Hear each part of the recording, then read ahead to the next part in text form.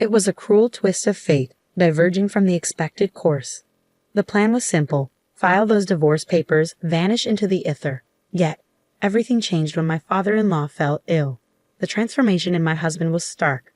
I couldn't fathom what I was hearing when he declared, "Tom and I will split his inheritance. You'll get nothing. There's no provision for a wife incapable of tending to her own home." Speechless, I sought solace in the city hall to initiate the divorce proceedings. But there, a grim revelation awaited me. My name is Nancy, a 24-year-old homemaker, wedded to Tom, age 40. Ours was what they call a May-December romance, devoid of the cinematic enchantment, simply a twist of fate. Fate intertwined when I found employment in Tom's father's construction firm. The company's patriarch took a liking to me, repeatedly urging me to wed his son. The motive? Tom was to inherit the company's reins, but lacked suitable marriage prospects. The patriarch fretted over the company's future, fearing its demise without an heir. Having known my father through professional circles, Tom's father personally sought my hand in marriage. With a lineage steeped in construction, my family's business intertwined with theirs for generations.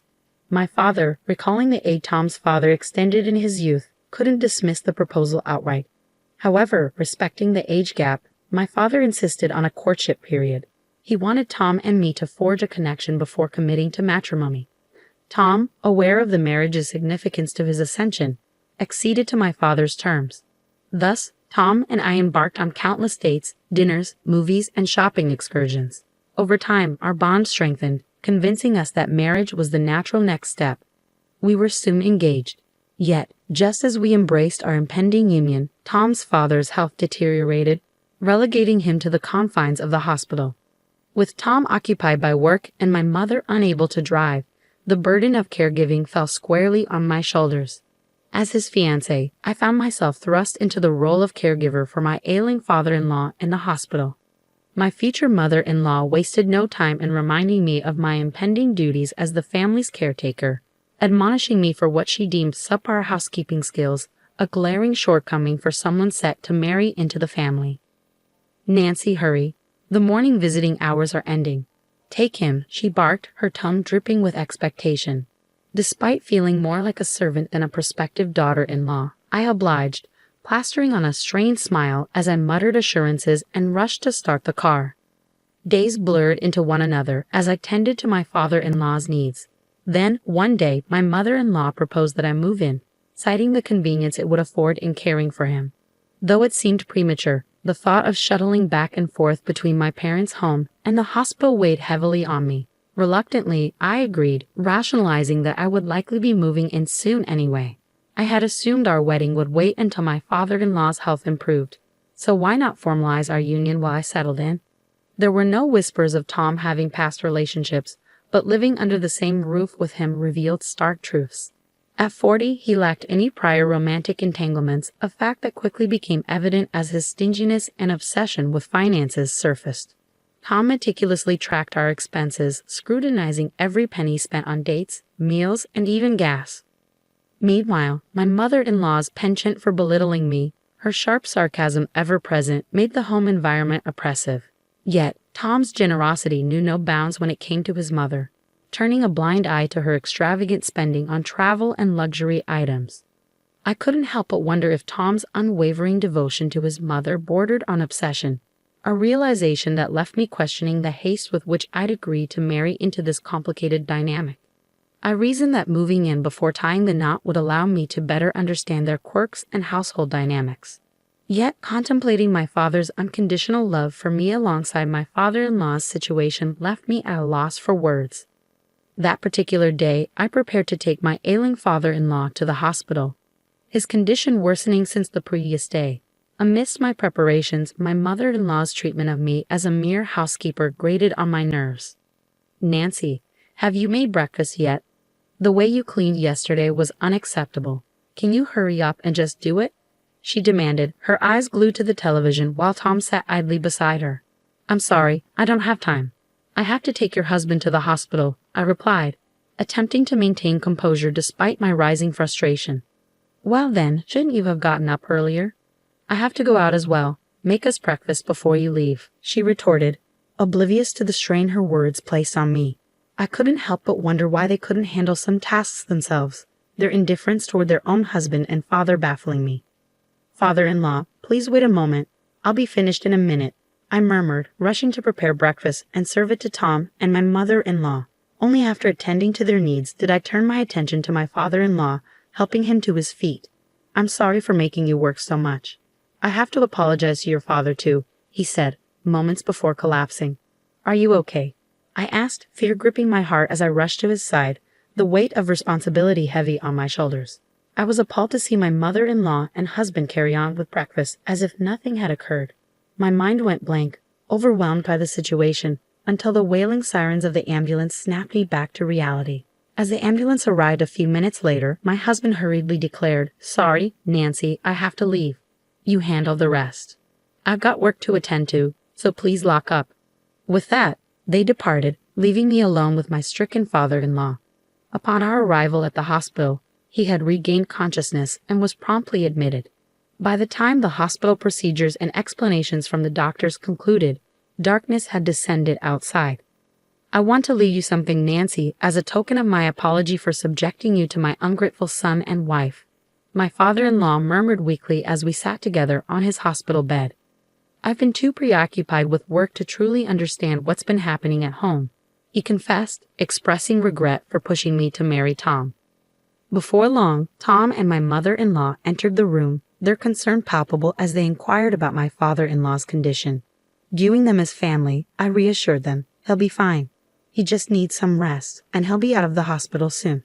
I recounted the doctor's prognosis to them, though it seemed that Tom's disapproval and my mother-in-law's disappointment were palpable, even if only in my perception. Days later, as I prepared to visit my father-in-law, both Tom and my mother-in-law handed me a document with green-ruled lines, a divorce decree. "It's what you've been wanting all along, isn't it? To marry someone so much older than you. But your plan didn't work out," Tom sneered, revealing that he had overheard the conversation at the hospital. "My father intended to leave you a portion of his inheritance, but we won't give you a cent. Just go file for divorce and be done with it." He spat venomously, his words laced with profanity. I was dumbfounded. His sudden outburst caught me off guard. "What?" I stammered, struggling to comprehend the betrayal unfolding before me. Unfazed by my disbelief, Tom persisted, "Just go to the government office. We'll divide my father's inheritance equally. There's no one else to share it with, and there's certainly no money for a wife who can't even manage her own household." The words I heard were appalling. Despite my father-in-law's imminent discharge from a hospital, their conversation hinted at an expectation of his demise, sending shivers down my spine. "How can you be so heartless? He's your family. He'll recover when he comes home," I protested, trying to dispel the ominous aura. And their insinuation that I coveted their inheritance stung deeply. "Don't mock me with such accusations. Inheritance is the last thing on my mind," I retorted, seething with indignation. This marriage was never my desire to begin with. With determination, I rushed to the municipal office after completing the divorce papers. I needed to sever ties with these people, to extricate them from my life at once. But upon submission, the receptionist's perplexed expression hinted at an unexpected snag. My name didn't match their records. Confusion mounted until I provided my maiden name, which aligned perfectly. The realization hit me like a ton of bricks. We had never been legally married. As I saw answers from my mother-in-law, her nonchalant response was infuriating. "Oh, I completely forgot. I've had it all this time," she casually admitted, her lack of accountability infuriating. I couldn't hold back. "You deliberately withheld it, treating me like a servant. But now you jest as if it's a trivial matter." I lashed out, the frustration boiling over. Her laughter on the other end of the line only fueled my ire. It was clear she harbored no remorse. She needn't fret about her share of the inheritance, she chuckled, her words dripping with disdain. The sound of Tom's boisterous laughter grated on my nerves, fueling a simmering rage within me. I refused to let them get away with their deception. Calling my father, I implored him to accompany me to the government office.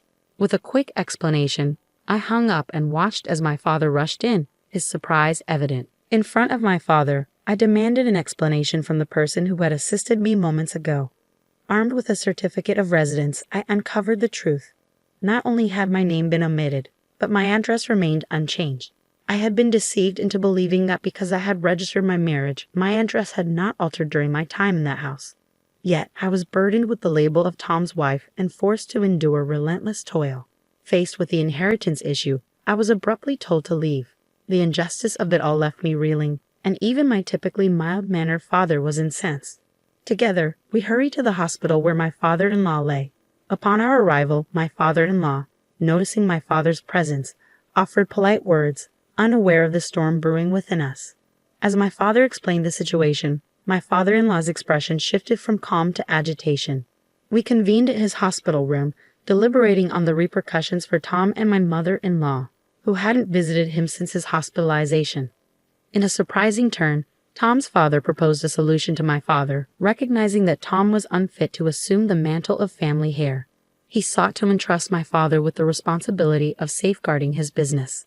Thankfully, the profitability of Tom's father's enterprise meant that a merger with my father's business would entail no loss. As long as the company endured in some form, Tom's father deemed it an acceptable outcome. Given Tom's character, customers and employees would likely depart if he assumed control, spelling doom for the company. In light of this, the choice was clear. Tom was not fit to lead. I made a decision, one that I believed was essential for our family's future. It was the most effective means to safeguard the company from falling into the hands of our less scrupulous relatives. Tom's father erupted into laughter, announcing his intention to divorce. She's so fixated on money that she spends her days indulging in luxury, neglecting her husband. She's getting what she deserves, he declared, seeking validation from my father and me.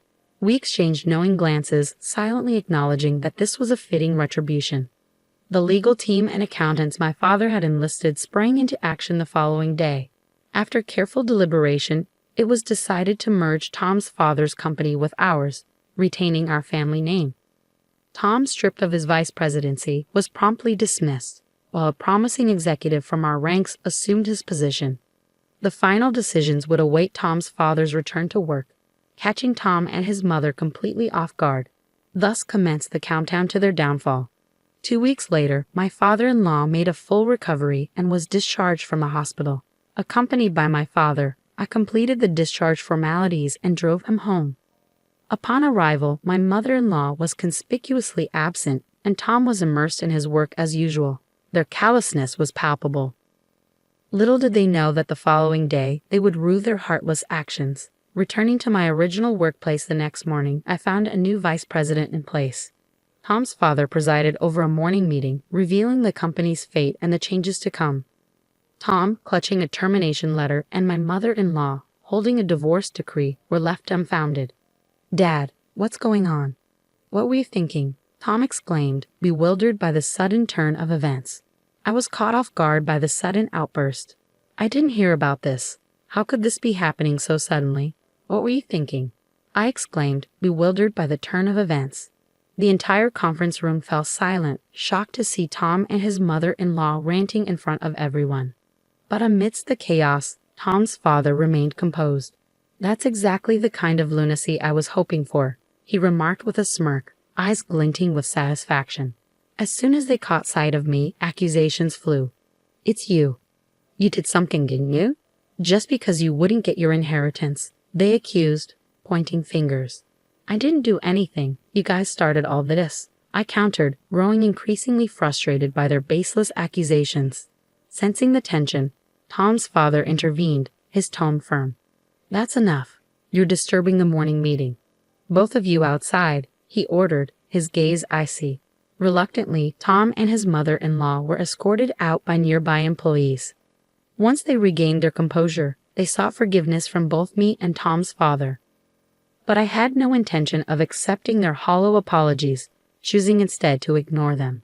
Despite their persistence, they gradually stopped showing up at the company. Security measures were tightened, barring their entry, and they were asked to vacate their home by Tom's father. They now reside in a humble apartment near their former residence.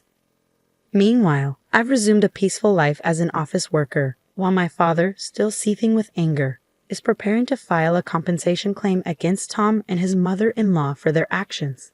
Their lives have spiraled into despair, a stark contrast to the tranquility I now enjoy. It seems their reckoning has begun, and while I harbor no ill will, I won't extend a helping hand either. Perhaps they've learned the hard way that the way one treats others inevitably returns to haunt them.